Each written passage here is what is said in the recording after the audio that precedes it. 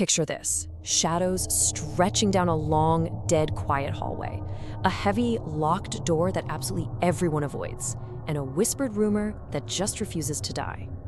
Welcome to today's Explainer, where we're stepping right into the dark, chilling corridors of one of Maharashtra's oldest British-era women's colleges down in Kolhapur. We're going to dissect a truly terrifying piece of local folklore. We're literally breaking down the anatomy of a ghost story, piece by piece, to figure out exactly how a decades-old mystery came back to haunt the present. All right, let's just dive right in. I mean, it completely defies logic, doesn't it? Seriously. What happens when the ghost haunting your hallway turns out to be, well, you? It completely shatters everything we think we know about the line between the living and the dead. So to really wrap our heads around this impossible paradox, we've got to meet our protagonist, Sayali. She was this deeply practical college student who had just moved into this sprawling century-old hostel. Sayali was the kind of person who firmly believed only in science and logic. She totally laughed off all those paranormal rumors. But as we're about to see, this historic building had some very different plans for her. Never go upstairs after midnight. Now, this wasn't just some friendly passing suggestion. No, this was a strict, unwavering warning delivered by the hostel warden to every single new student who walked through those heavy wooden doors. It set a hard, undeniable boundary. The third floor was forbidden. It was abandoned, completely sealed off. But you know how it is, right? For a fiercely logical mind like Sayali's, a rule without a solid scientific reason is basically just an open invitation. But she didn't realize this rule was rooted in something far, far darker than standard college disciplinary policy. So let's actually look at the foundational lore that Sayali was so incredibly quick to dismiss. According to generations of these whispered student tales, every single night at precisely 3 o'clock in the morning, a woman dressed in a stark white sari appears in the window of that forbidden third floor. And the chilling catch? Anyone who locks eyes with her is never, ever the same again. It's your classic campus myth structure, right? Exactly the kind of thing an analytical thinker like Sayali would just instantly write off as an old wives' tale meant to keep freshmen in their beds. Well, until the legend stops being just a story.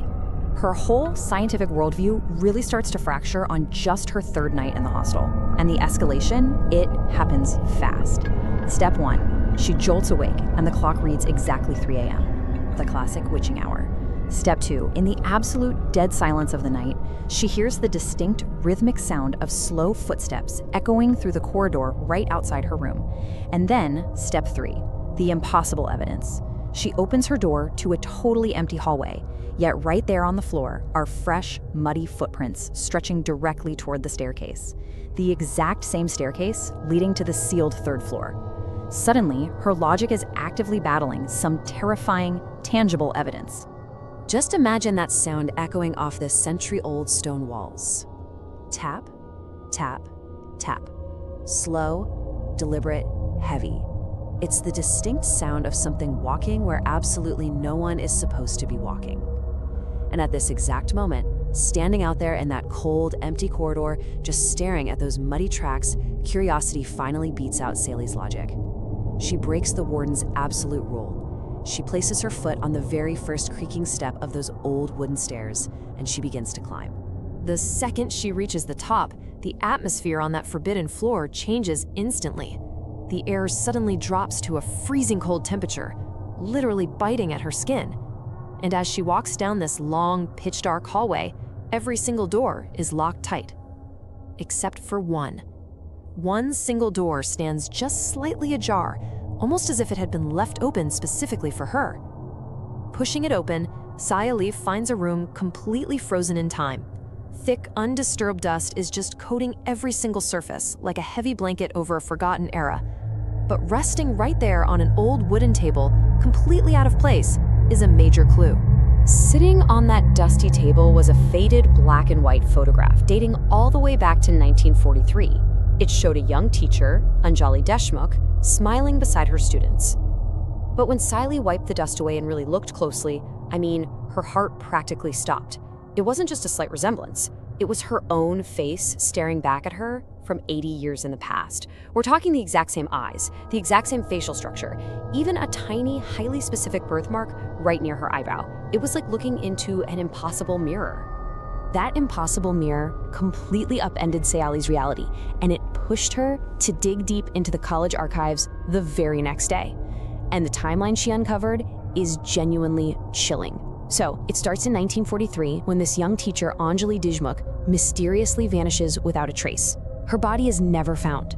Then decades pass, and without any real truth, rumors take over. The college's oldest caretaker, his face pale with fear, actually confirms to Sayali that the whole legend of the 3 a.m. ghost in the white sari was born directly from Anjali's disappearance. And finally, bridging this massive gap in time with an eerily identical face, we come to the present day when Sayali moves into that very same building. But Sayali found way more than just dates in those archives. Hidden deep inside an old cupboard, she unearthed Anjali's personal leather-bound diary. And the final pages? They completely flip this from a ghost story into a full-blown murder mystery. I want you to really listen to these words. If anyone finds this diary, know that my death will not be an accident. Someone inside this hostel wants to silence me forever. And then that final, terrifying vow, literally smeared in what looked like dried blood, I will return. The gravity of those words is just suffocating. Anjali knew she was going to die, and she made a promise to come back. Driven by this overwhelming need to uncover the truth, Sayali makes a pretty terrifying decision. She goes back to that abandoned, dusty room on the 3rd floor the very next night. She just waits there in the freezing cold, and as the clock strikes exactly 3 a.m., the whole atmosphere shifts. She looks toward the glass, and suddenly the legendary image actually manifests. The window reflects the clear, undeniable image of a woman wearing a stark white sari. Sayali screams. Everything she had been so afraid of, the entire legend, is standing right there in front of her.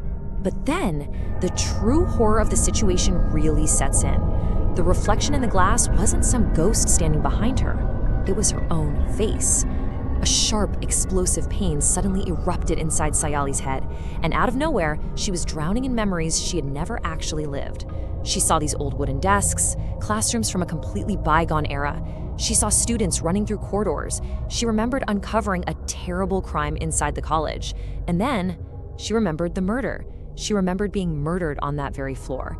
She wasn't just Sayali. In another lifetime, she had been Anjali Deshmukh. As these horrifying past life memories completely flooded her consciousness, the physical world actually reacted.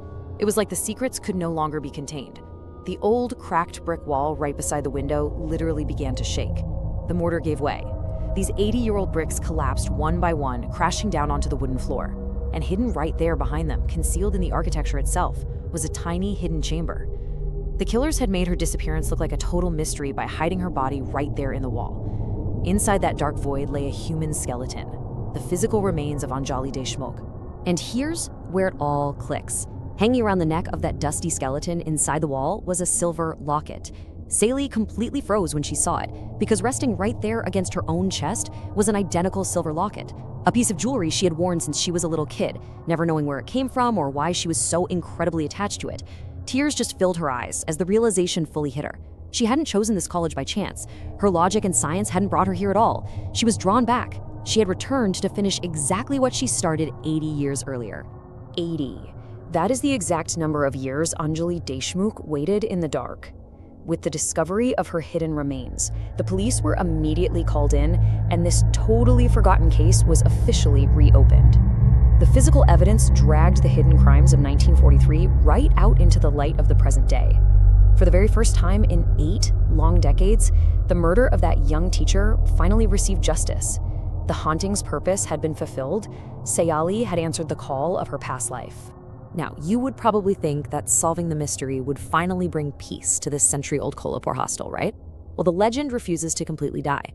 Students today still avoid that 3rd floor, because the rumors persist that every single night at exactly 3 a.m., a woman still appears in that old hostel window. Only now, she isn't waiting for revenge. So, if she's no longer seeking justice, why is she still there? Well, perhaps she is simply keeping watch, waiting patiently to see who is brave enough to uncover the next forgotten secret. Thank you so much for exploring this chilling mystery with me. Keep your eyes open, and I'll see you in our next explainer.